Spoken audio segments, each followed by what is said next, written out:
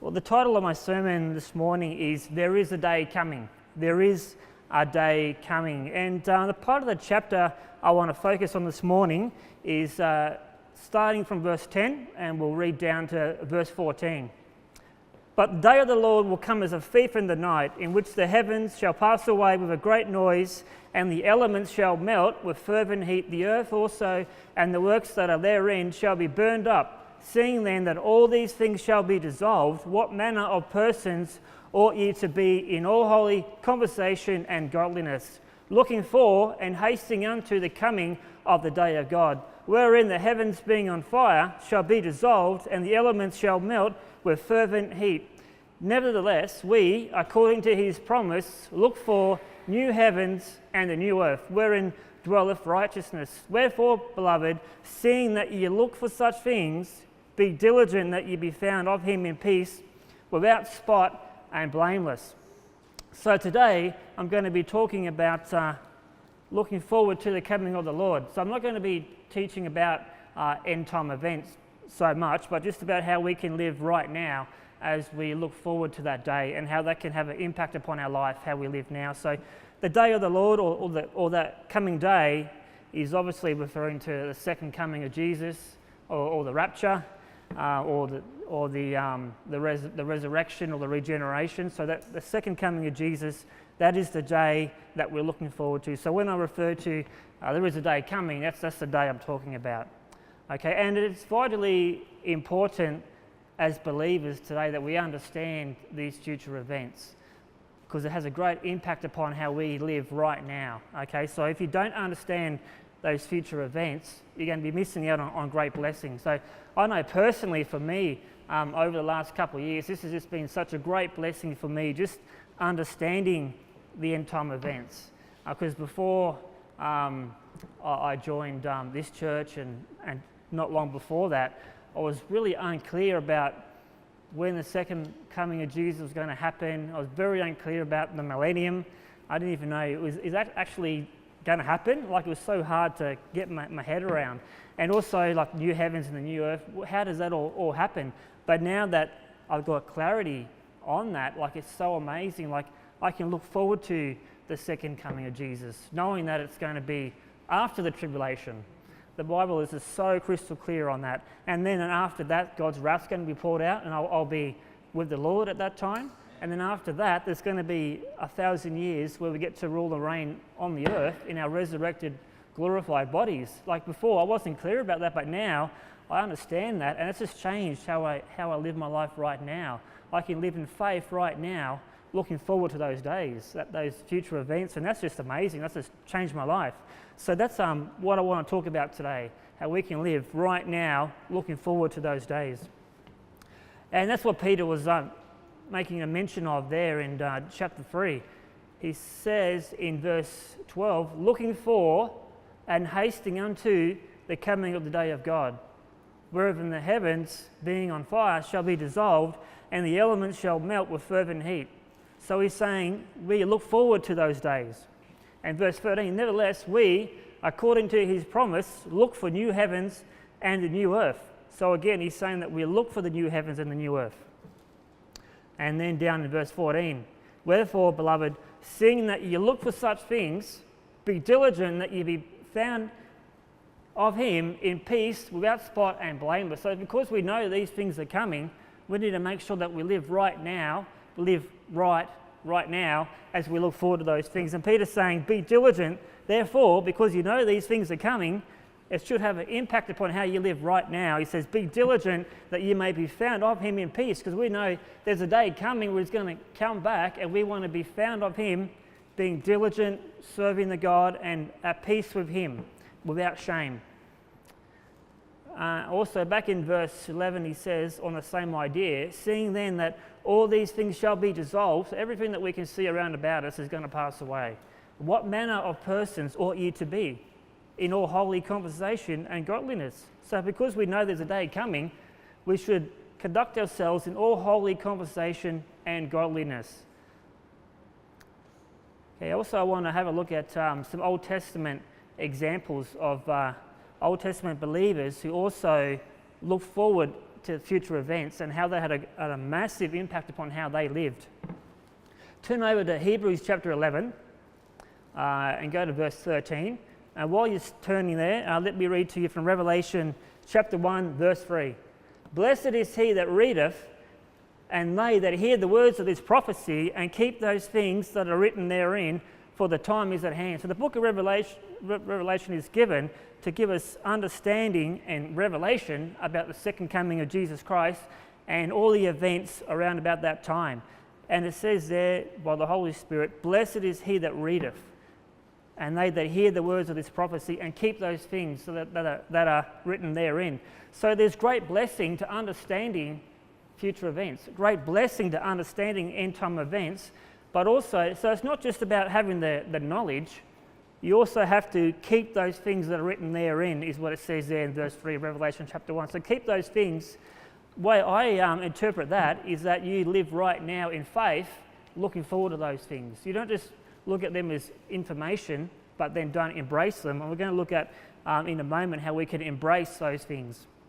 But we look forward to them, we believe them, and we live accordingly. And if you do that, you're blessed. There's great blessing to do that. Therefore, if you don't care about end time events, you don't make it a priority to understand these things, then you're going to miss out on great blessing. So you're in Hebrews chapter 11, verse 13 to 16. These all died in faith, not having received the promises, but having seen them afar off, and were persuaded of them, and embraced them, and confessed that they were strangers and pilgrims on the earth. For they that say such things declare plainly that they seek a country.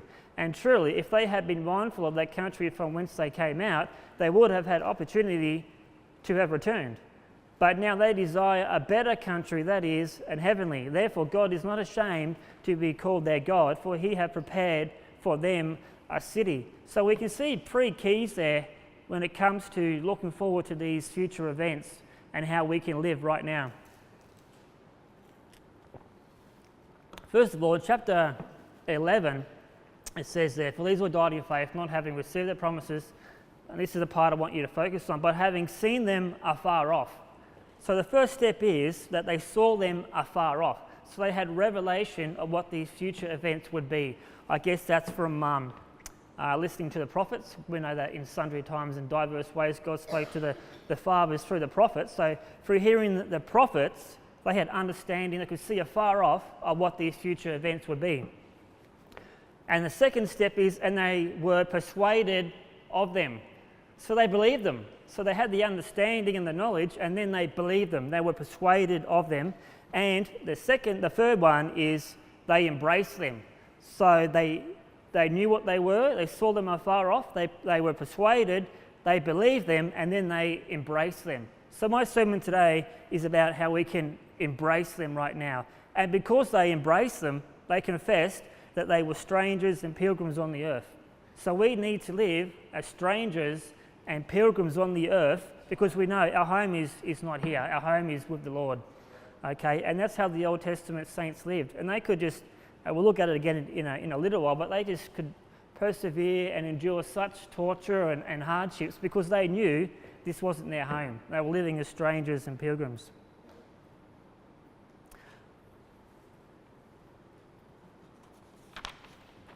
So let's look at some Old Testament examples. So turn with me to Matthew chapter 27. We're going to look at one of my favourite couple verses in the Bible. So Matthew 27, start at verse 52. So I want to look at some Old Testament examples of people who look forward to future events and how they lived in faith in their time, looking forward to those things. Okay, this is one of those strange verses in the Bible, which I just love to think about. So it says, and the graves were opened, and many bodies of the saints which slept arose, and came out of the graves after his resurrection, and went into the holy city, and appeared unto many. Now, when the centurion and they that were with him, watching Jesus, saw the multitude and those things that were done, they feared greatly, saying, truly this was the Son of God. So here's an amazing account of actually what happened after Jesus died on the cross.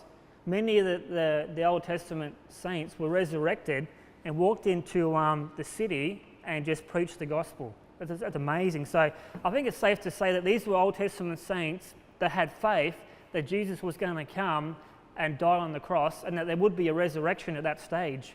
And God is a rewarder of those that diligently seek him in faith. And I believe these Old Testament saints, we don't know who they were, but it's maybe fun to speculate, that they actually looked forward to that day and had faith and lived their lives accordingly. They embraced those things and lived in faith, and God rewarded them by allowing them to be resurrected and to see him.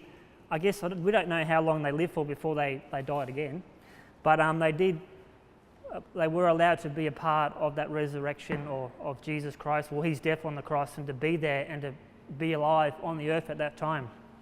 I think it's quite amazing. So maybe Joseph might have been one of those guys, and I'll share with you why I think that is. And this is just my opinion. Feel free to come to me later and say, Jason, you got that wrong. But feel free. But this is just my opinion. It's fun. God's given us our minds to reason and think, and this is just my opinion. Joseph was a man who knew there was a day coming. In Hebrews chapter 11, verse 22, if you want to turn there, but I'll just read it to you. It's just a short sentence.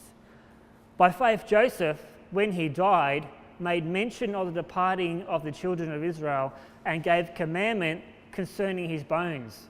So it seems a bit odd that he would give a commandment concerning his bones. So I'll read to you from Genesis chapter 50, is where we get that Old Testament account from. And this is very fascinating. Obviously, Joseph had some sort of idea or faith that there would be a resurrection of his body, and he didn't want his bones left in Egypt. He wanted even his bones to be carried out. He didn't even want his bones to be left behind in Egypt.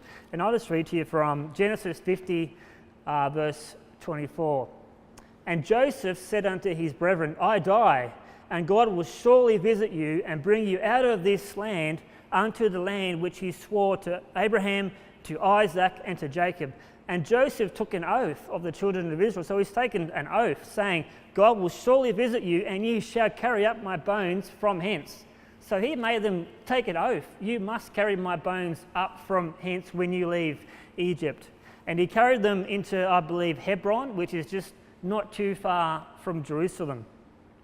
So I would say that maybe God saw the faith of Joseph, or Joseph realized there would be a resurrection and that his bones would come back to life and he'd be resurrected, and that he wanted his bones carried over into the promised land so that his bones would be there when Jesus died on the cross. And maybe God rewarded him and allowed him to be resurrected because his bones were over there, they weren't in Egypt. He wanted to make sure they were over in Jerusalem, and maybe he could foresee that day, that there would be a bunch of Old Testament saints come back to life, resurrected, when Jesus died on the cross. Maybe that was Joseph, maybe that's why he wanted his bones carried over there. So I just find that's very interesting. It's good to talk about these things, and makes for good conversation.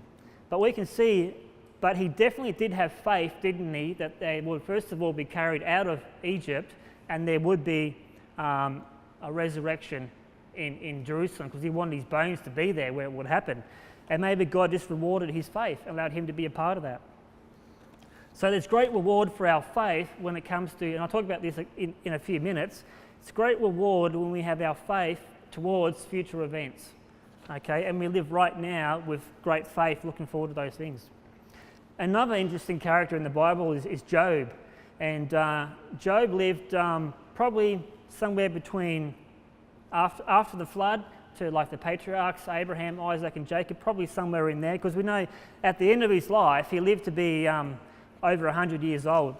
Even after all the events that we read about in Job, don't know how old he was then, 40, 80, we don't know, but after all that he still lived to be way over 100. So back in those early days after the flood was when men were living longer than they are now, so maybe way back in those days was when Job was living. And listen to this is just some amazing scripture, and just be mindful that this is not a New Testament scripture, it's way back even before David and Moses, and look at the revelation and the faith that Job had. So I'm just going to read from, you may as well turn there, Job chapter 19 and verse 25.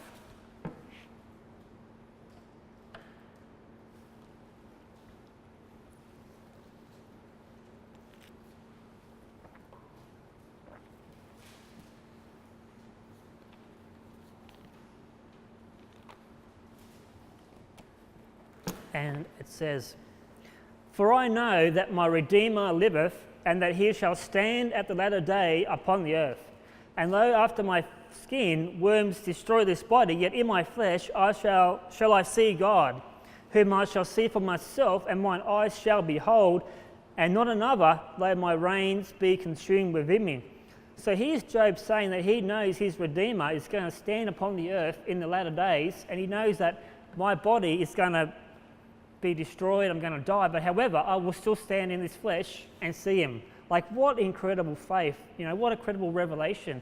And maybe he foresaw too that there would be a resurrection of Old Testament saints when Jesus died on the cross. And he knew, I'm going to be there, I'm going to stand in my body, and I'm going to look upon him. And maybe God rewarded him, allowed him to be there. That's just incredible. There's an incredible reward from God to saints that will have faith in him and believe him for great things. I think that is just incredible, the revelation he had way back in those days.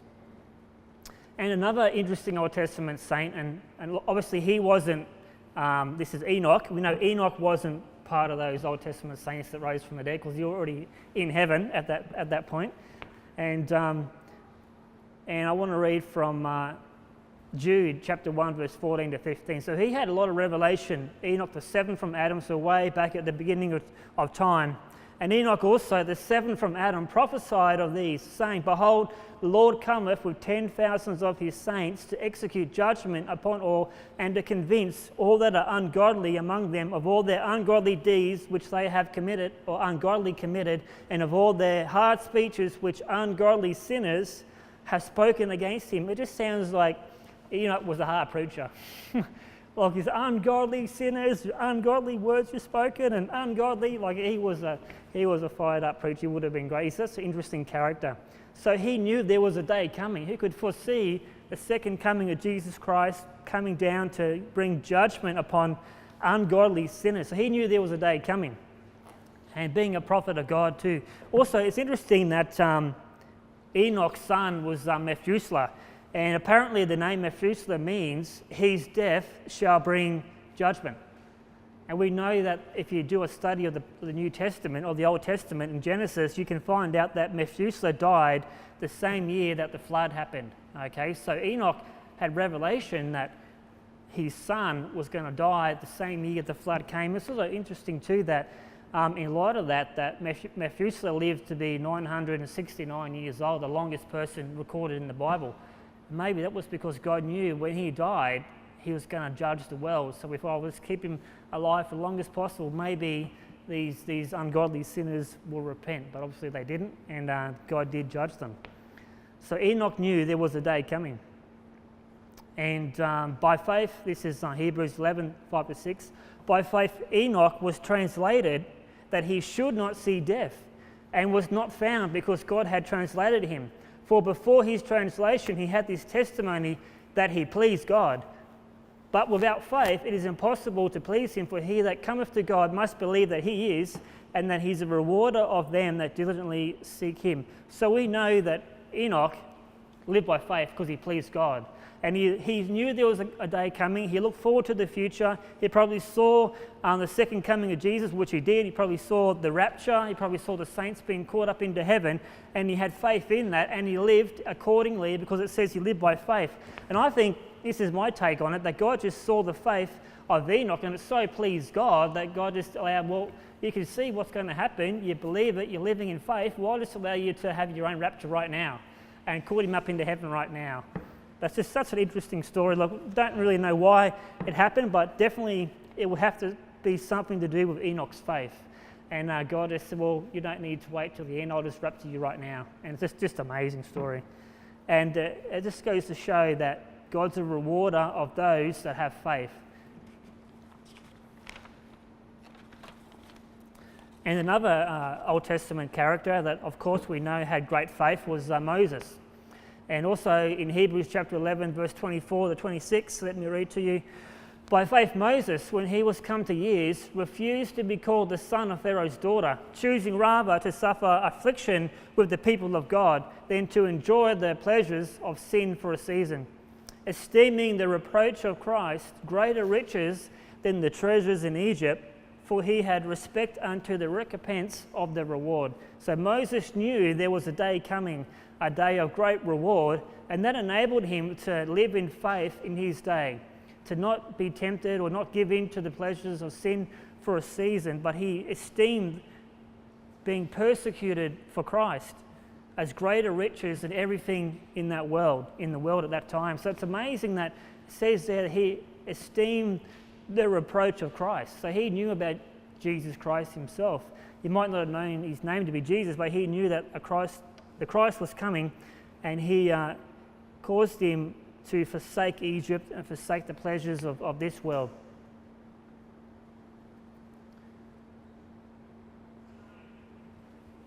And also we know that Moses obviously looked forward to the day of Jesus and knew Jesus was going to come.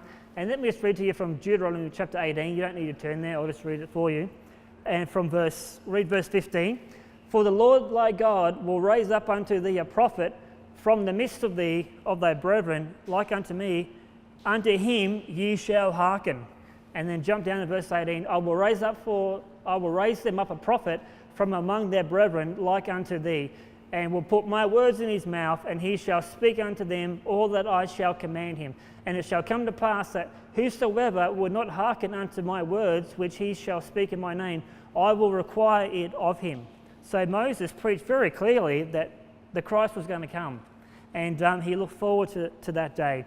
And also, just like Enoch and maybe Joseph and Job, he received a special blessing or reward because of his faith. We know that he didn't get to go into the promised land in his day because he sinned and disobeyed the commandment of God regarding striking the rock the second time.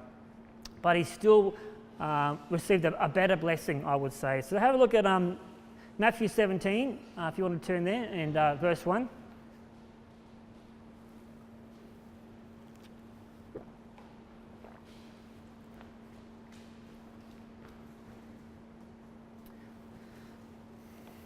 And it says, And after 6 days, Jesus taketh Peter, James, and John his brother, and bringeth them up into an high mountain apart, and was transfigured before them. And his face did shine as the sun, and his raiment was white as the light.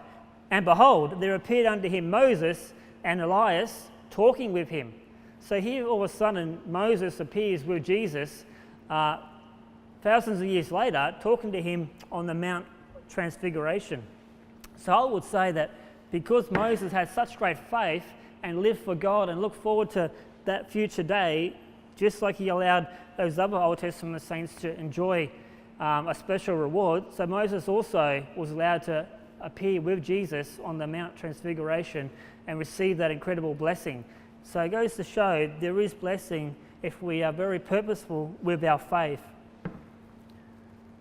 And we know that that God is a rewarder of those that diligently seek him. So now that takes me to my my next part of my sermon, which is 6 blessings for us today as we look forward to that day that is coming. And the first point I want to make is we get to have faith in end time events. Just like these Old Testament saints were very specific with their faith and their believing, we also get to put our faith towards future events, and likewise God will reward us if we do so. So we need to be really specific with our faith, not just, oh, I know the rapture's going to happen and hopefully I'll be around, or I know there's going to be a millennium and hopefully it'll work out well. But no, we can be more specific with our faith than just being vague about it, okay? Because like Moses was very specific, Enoch was very specific, and we just need to be specific with our faith. So the first point is we need to set our faith towards these future events. Let me just read to you Hebrews 11:6. But without faith it is impossible to please him, for he that cometh to God must believe that he is, and that he's a rewarder of them that diligently seek him. Okay, and I want to turn to Matthew 9, verse 27, and there's a good story here which really shows that God or Jesus pays attention to our faith in regards to how he blesses us and how he wants to move in our life.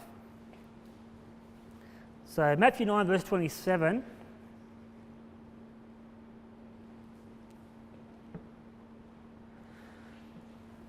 You'd know this story well. And when Jesus departed hence, 2 blind men followed him, crying and saying, Son of David, have mercy on us. And when he was come into the house, the blind men came to him, and Jesus saith unto them, Believe ye that I am able to do this? They said unto him, Yea, Lord. Then touched he their eyes, saying, and this is what I want you to focus on, according to your faith be it unto you. And their eyes were opened, and Jesus straightly charged them, saying, See that no man know it. So it's interesting there that these blind men came to Jesus. And Jesus said, Believe ye that I am able to do this? And they said, Yea, Lord, and he touched their eyes. They might have just said, Look, I believe you can just open one eye, that'll be fine. And Jesus would have said, Okay, be it according to your faith, and one eye is open. No, but they said, No, that our eyes may be opened. And Jesus said, According to your faith, be it unto you. Okay, so when it comes to us believing God as we look towards future events, it's going to be according to our faith. I believe that, because you might have faith to make it to the tribulation, and you might think, I'll probably get to the tribulation and I'll get caught and I'll get killed and I won't make it to the rapture. And then Jesus will be like, well, according to your faith, let it be unto you. Your faith came to pass. You did make it to the tribulation and you died. But even then, there's still great reward, isn't it, if you die in the tribulation? But what if you just believe, I believe God, I'm going to make it to the tribulation. I'm going to be one of those saints that you talk about in the Word. I'm going to endure and I'm going to make it to the end, and I'm going to be alive and I'll be caught up to meet the Lord in the air. What if you put your faith towards that and say, God, I know that day is coming. It's coming fast, and I believe I'm going to live accordingly right now and have faith that you're going to see me through. And Jesus might say, well, according to your faith, let it be done unto you. Why not? Why not believe God for that? Or if we don't live to, if that happens hundreds of years in the future, you know, what I'm believing is that I'll live to be a very old man, at least into my 90s, and still be fit and healthy, have my right mind, and still be soul winning and doing great exploits for God. And I just trust that Jesus will see my faith, and he'll say, well, according to your faith, let it be unto you. Okay, so we really need to be specific with our faith. So believe, I believe I'm going to make it to the end. I believe I'm going to somehow survive the tribulation, and not by hiding in a bunker somewhere, but by just doing the work, soul winning, going to church, persevering to the end, and that I'll make it to the end and I'll be raptured to meet the Lord in the air. I think that will be great, you know. And I think we ought to set our faith specifically. If you just want to go down in a blaze of glory in the tribulation, that's great. You know, have faith for that. You'll be greatly rewarded for that as well. All right, the second point I want to make about understanding that there's a day coming is that we can live right now with the right perspective on this life.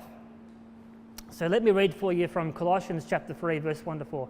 If ye then be raised with Christ, seek those things which are above, where Christ sitteth on the right hand of God. Set your affection on things above, not on things on the earth. For ye are dead, and your life is hid with Christ in God. When Christ, who is our life, shall appear, talking about that day, then shall ye also appear with him in glory. So our life is not in this world. Our life is always where Christ is, okay? And we need to understand that when he comes, we are going to appear with him in glory. And we want to live our life right now in faith, looking forward to that day.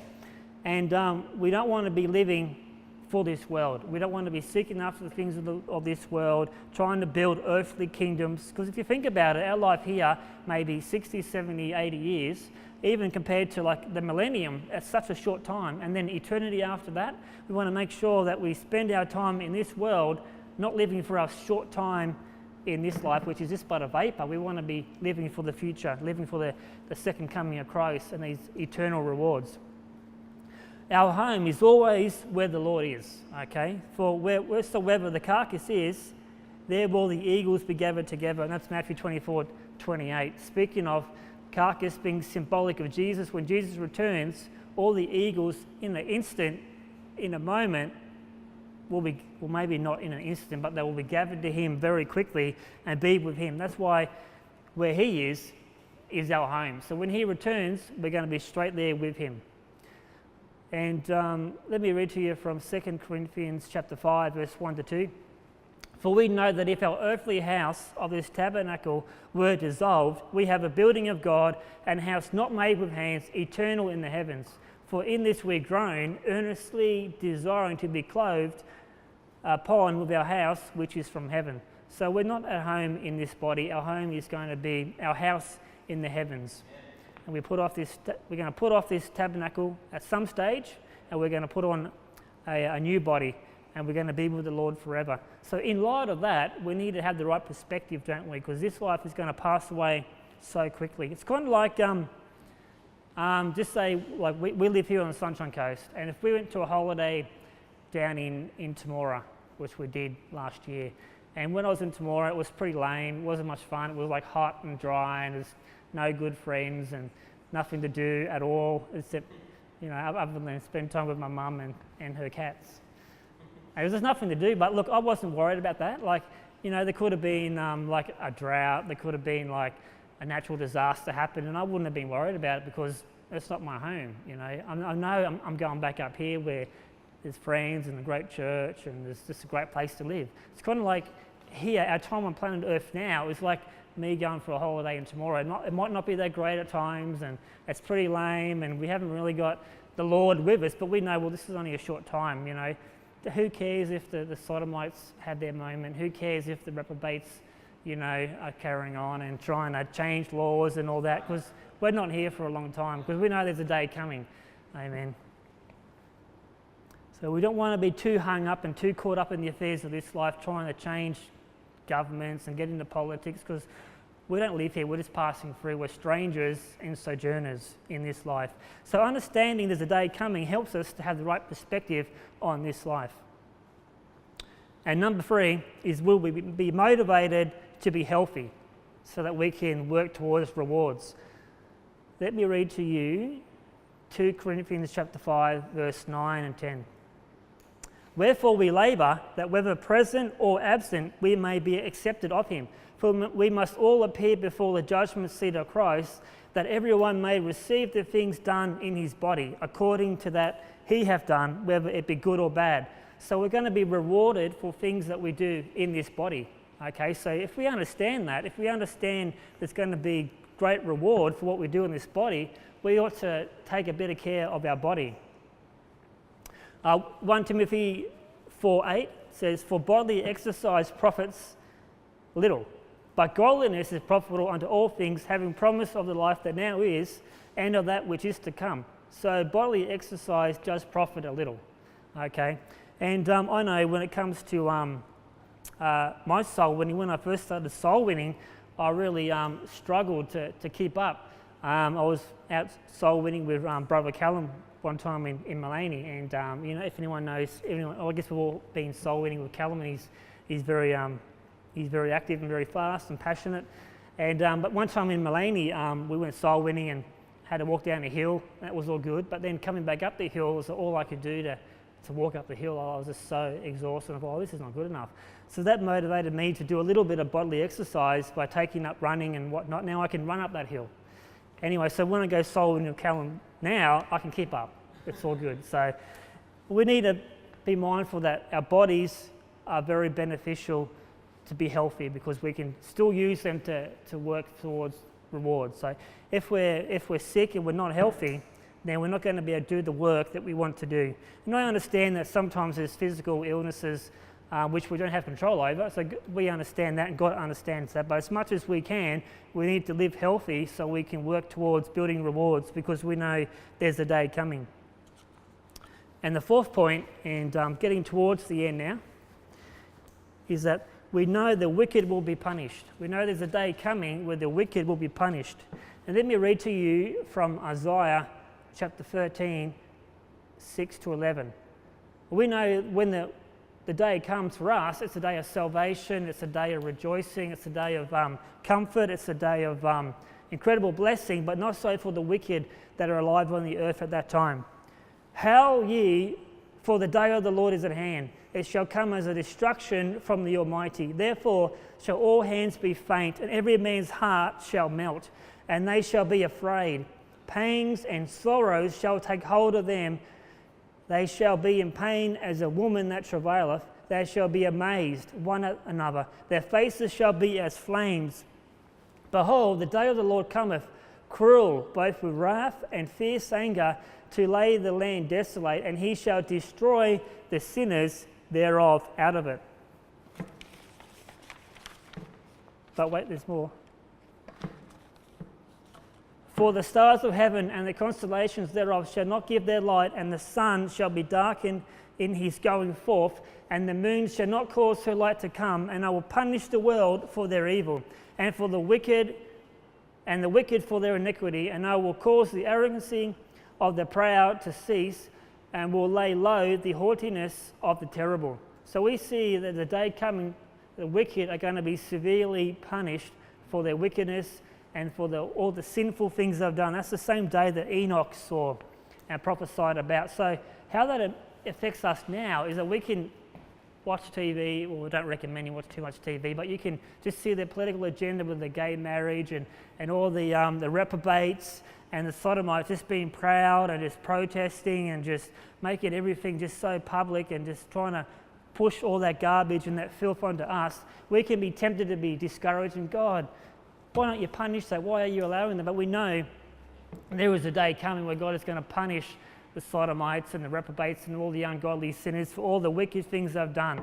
So that can cause us to not be discouraged, not to be down about that, but we can have the knowledge and the revelation that they're going to be punished, and we're going to see that punishment.